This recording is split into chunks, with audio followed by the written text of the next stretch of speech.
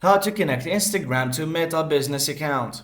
Hey everyone, today I'll show you how to connect your Instagram account to your Meta Business account in just a few quick steps. Let's get started.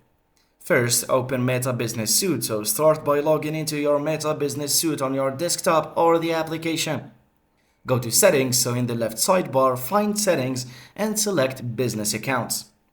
Connect your Instagram account, so click on Accounts and select Instagram Accounts, then click on Add to start connecting your Instagram.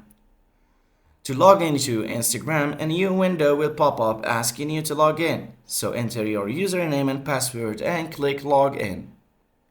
Confirm any permissions requested. This allows your Instagram account to integrate fully with Meta Business, giving you access to insights, ad management, chats, and more. So once connected, you'll see your Instagram listed under your accounts in Meta Business Suite. And that's it. You're all set to manage your Instagram through Meta Business. Thanks for tuning in. If this was helpful, give it a like and subscribe for more quick tutorials.